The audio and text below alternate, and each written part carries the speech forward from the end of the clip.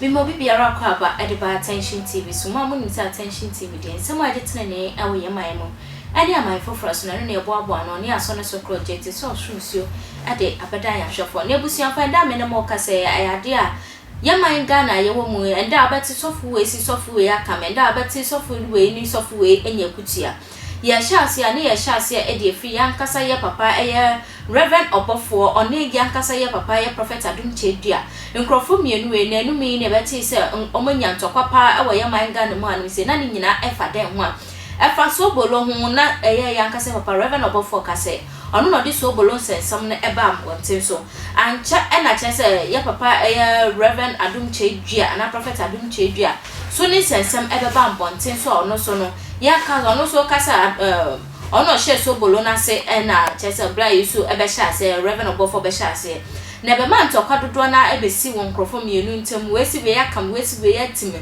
na ndia yedi mudi ma na still na yeda ho edimu a recently eye look alike for the ho agima amoko yanka se papa Reverend Obofo ho no mo kwa kache ni so omofa kwan so anka omofa creativity bi so e dey settle case between the two pastors no na ekokopie mu se Reverend Obofo active very year papa ama nam so ema o chese otam kapudo e de momo na ne nyina enkonko danche no say no nkrofo mienu we are saying to rate say asomdwe beba mienu nyina entem and then me ne woka say sofu be your friend OP e de nsem bia ba beto montin so e de fa yankasa ye papa Ajagurajah ho ka say ade Ajagurajah ne nam ho pa de ne nyama oye nyina no enya enfri nyame ne mbo abosomsom no nje nyame ndi e na afa no on behave to say Yesu Christo because ye kasa obi a Christian and pakuna fa Christo ni su ene ne ba e de ato ne so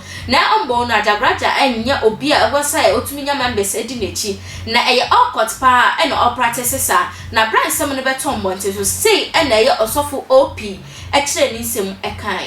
I said it on television, national TV, and now Thursday. I could be no more friend Ajagurajah. No, me ni pure oye demon. Never listen to him. I said it on air. Never, if you want to see the light of God, or a deceiver, or be or time Jesus be an tiny pakro, or see yes you know. Inti, you don't quite enough. I will not talk so much, but I know quite enough. Anyone who hates Jesus, hate the person. If not, you are useless before Jesus.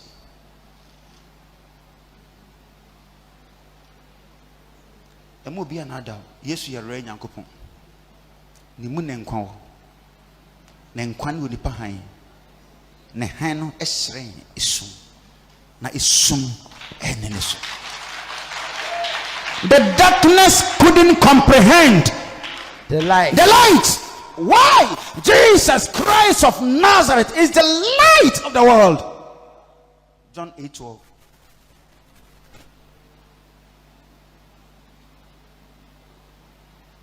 That guy only to me be and to me but a deceiver. We should answer the deceiver. Don't listen. Uhuna jumpy social media. Uhuno baby jumpy. Onye uhunipa. Oya bonsam hunipa. Onya odia. Na what is obi preacher? Kenya me asem a nyankopon Yesu Kristo asem ngokon asem bi waso we na bro once na day. See. Odia any Jesus.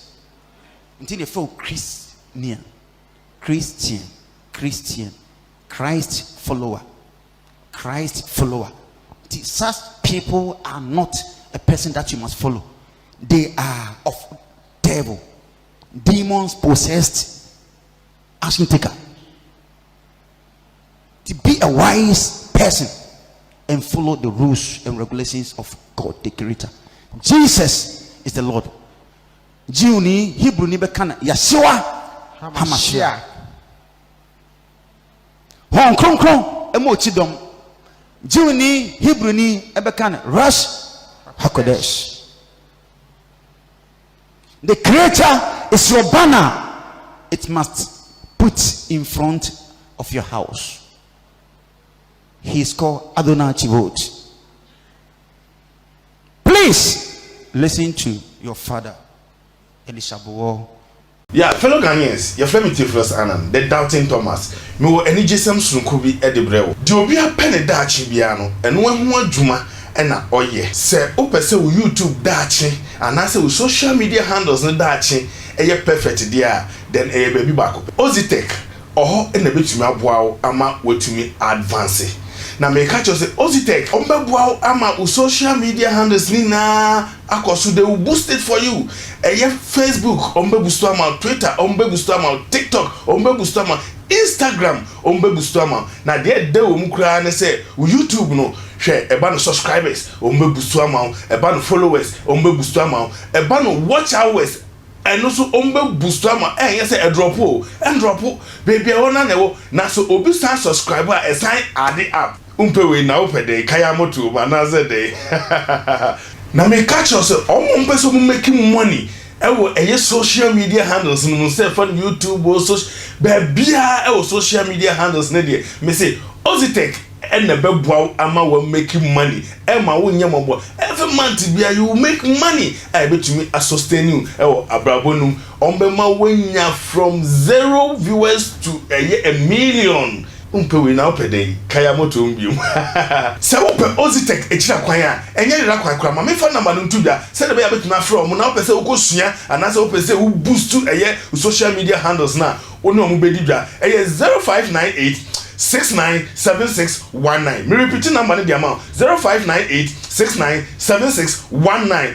Ozitech na or say you make money every month. Ebusiafo video ye kokoshe ye mmese ye osofu OP training semu all come much into details o kasa ya Ajagurajah ne na mo na boy ne suma osum nyina no free nyame kokoko because ne nyama bia o ye sukrampo na fa Kristo sum akwan so ento ba ma ne ni ada ho ma na nu nda ho afa isu members na di ne chi na che so mo nyina mo hu ne se o ye nyame di panto mo di ne chi no mo hwe ye na so mbetwe mo ho asan mo ntwe mo ho asan enye sa pa dia hell akwentio no eda ho ede mo mo na ebusuafo abra ne beto mbonten so na nam so ma Ghana for dodo na react to sa video we ama nkrofo ka say Reverend OPA yesra wada ubeka wanu atu ka wanu tum esan say ya papa Ajagurajah ne na ma ona mo anya brother to abro awie eti no obema weni ada ha ma weni nda ho ebi mo so ka say ya papa OPA mu sama wo ka nyina no ne kwanso anu no na choba asofo de na no so de asofo ben ebi mo so ka say Ajagurajah ye ntam na bra bontin so na nde bra be yi wa no enye sa pa de obema papa yi afa so papa ebema ye hu say o tobe o ye social media nyina no enko godjo adenchen na dodo na nkrofo de abafa wo de to comment section ho say na be ya betumi akan ede amount kai say social media handles ni nyina na ya attention TV to ba ho ma de aso be like wa share wa comment e we videos ni nyina so nobody channel no ho adanse ede atra afoforo o yes aso na erade ehua ade o shama bonti ambami samran from ohema echa